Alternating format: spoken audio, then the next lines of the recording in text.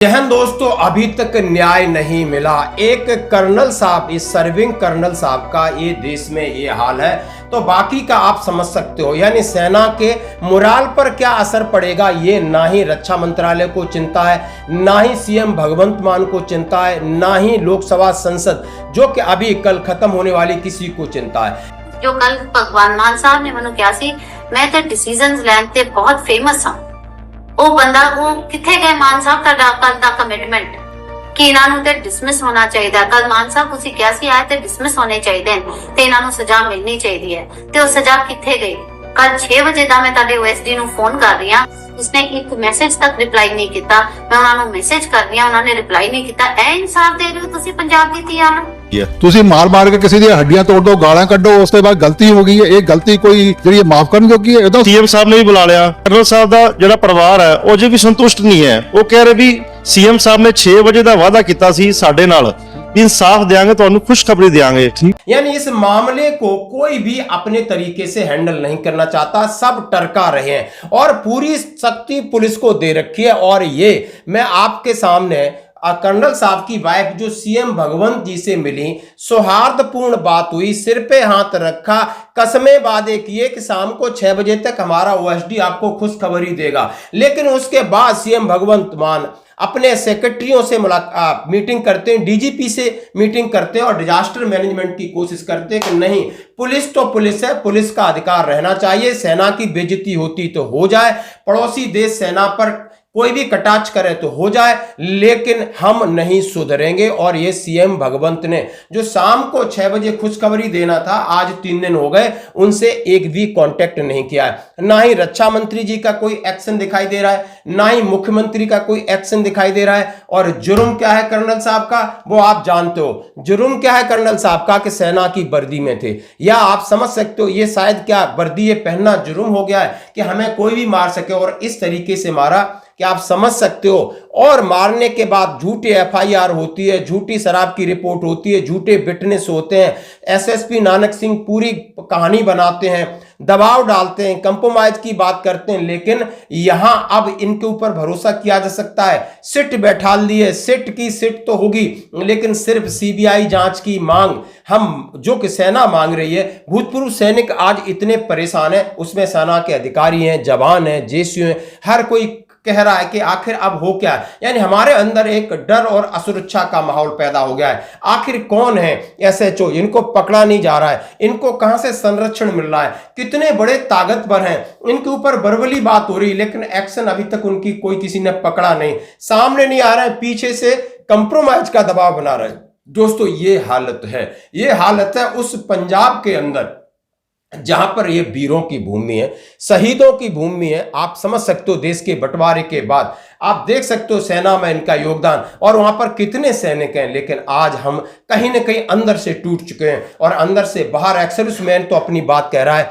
जो सर्विंग होंगे उनके मन पे क्या बीतती होगी कि आखिर हम पुलिस को लगता है जाके ही 2-4 सलूट और पैर पकड़े, यही हमारा काम रह गया है। क्योंकि आप सेना तो कुछ कर नहीं पा रही और पुलिस के आगे हमारी चल नहीं पा रही। अब अकेला फौजी भले वो बॉर्डर पर उसके पास एलएमजी है, गन्स हैं, तोप है, सब चलाता है, लेकिन छुट्टी में आके किसके ऊपर क्या करे। यदि थोड़ी सी भी गलती कर देगा तो मीडिया भी कहती है कि सेना ने ऐसा कर दिया, सेना के जवान ने वैसा कर दिया। और यहां पर लगातार ये गलती पे गलती किए जा रहे हैं, गलती पे गलती किए जा रहे हैं, लेकिन इनका कुछ नहीं बिगड़ रहा। यानी जैसा कि भगवंत साहब ने कहा, पूरा आश्वासन दिया, लेकिन लोग क्या कह रहे हैं कि नेताओं की बात का कोई भरोसा नहीं है, ये मीठा बोलते हैं और करते कुछ भी नहीं है। जैसा कि आप सेना के अधिकारी कहते हैं कि पुलिस को अब सीएम भी पुलिस को बचा रहे हैं और सिर पर हाथ यानी रखा इनके ऊपर है, मैडम के ऊपर हम न्याय देंगे, लेकिन कंधा और पीठ थपथपा रहे हैं अपने पुलिस वालों की। ये हाल है दोस्तों, जब एक कर्नल साहब को न्याय नहीं मिल पा रहा, हमारी तुम्हारी क्या हैसियत है। इसलिए हमारा तो लग रहा है भगवानी मालिक के,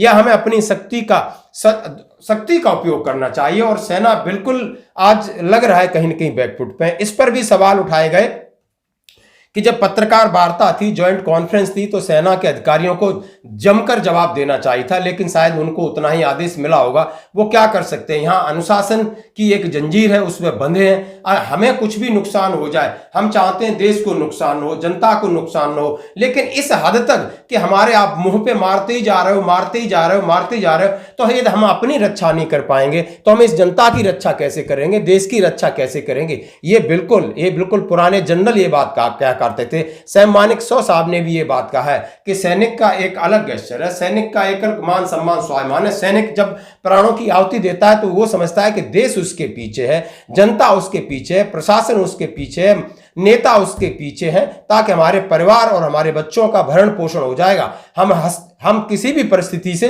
जूझ सकते हैं। लेकिन क्या ये विश्वास में कमी नहीं आएगी? क्या किसी को लगेगा नहीं कि आखिर आज हमारे फौजियों के बीच कैसा हो रहा है? साल 1.5 साल से तो हद हो गई है।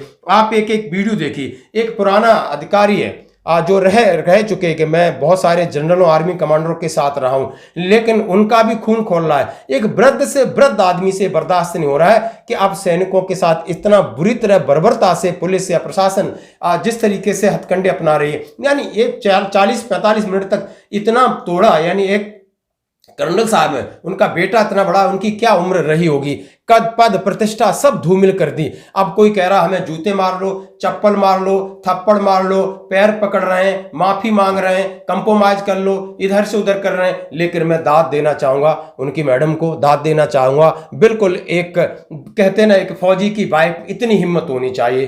खालसा वाहिगुरू जी की फतेह। मैं बहुत ही कल मैं 20 ਦਿਨਾਂ ਬਾਅਦ ਮੈਨੂੰ ਇੱਕ ਜਿਸ ਨੂੰ ਕਹਿੰਦੇ ਨੇ ਹੋਪ ਦੀ ਕਿਸੇ ਦੀ, ਜਿਸ ਤਰੀਕੇ ਨਾਲ ਮਾਨ ਸਾਹਿਬ ਨੇ ਮੇਰੇ ਸਿਰ 'ਚ ਹੱਥ ਰੱਖ ਕੇ ਕਿਹਾ ਸੀ ਬੱਚਾ ਤੈਨੂੰ ਜਸਟਿਸ ਮਿਲੇਗਾ, ਔਰ ਉਹਨਾਂ ਨੇ ਆਪਣੇ ਓਐਸਡੀ ਨੂੰ ਕਿਹਾ ਸੀਗਾ ਕਿ 6 ਵਜੇ ਮੈਡਮ ਨੂੰ ਤੁਸੀਂ ਫੋਨ ਕਰਕੇ ਅਪਡੇਟ ਦੇਣਾ ਹੈ, ਔਰ ਮੈਨੂੰ ਕਿਹਾ ਸੀ ਤੁਹਾਨੂੰ ਇਨਸਾਫ ਮਿਲੇਗਾ, ਤੁਸੀਂ ਦੇਸ਼ ਦੀ ਬੇਟੀ ਨਹੀਂ ਮੇਰੀ ਵੀ ਬੇਟੀ ਹੋ, ਤੁਹਾਨੂੰ ਇਨਸਾਫ ਮਿਲੇਗਾ।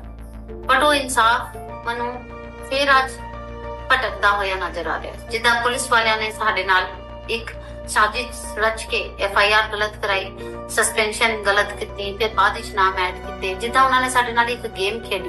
ਮੈਨੂੰ ਕਿਉਂ ਏਦਾਂ ਲੱਗ ਰਿਹਾ ਵਾਪਸ ਕਿ ਸ਼ਾਇਦ ਸਰਕਾਰ ਵੀ ਸਾਡੇ ਨਾਲ ਗੇਮ ਖੇਡ ਰਹੀ ਹੈ। ਮਾਨ ਸਾਹਿਬ, ਤੁਸੀਂ ਇੱਕ ਬੇਟੀ ਜਿਸ ਨੂੰ ਕੱਲ ਮੋੜਿਆ ਸੀ ਕਿਹਾ ਕਿ ਤੁਹਾਨੂੰ ਜਸਟਿਸ ਮਿਲੇਗਾ, ਅੱਜ ਪੂਰੇ ਦੇਸ਼ ਤੇ ਪੰਜਾਬ ਦੀ ਬੇਟੀਆਂ, ਨੂੰਹਾਂ ਤੇ ਭੈਣਾਂ ਤੇ ਧੀਆਂ ਤੁਹਾਡੇ ਇਨਸਾਫ ਦਾ ਇੰਤਜ਼ਾਰ ਕਰ।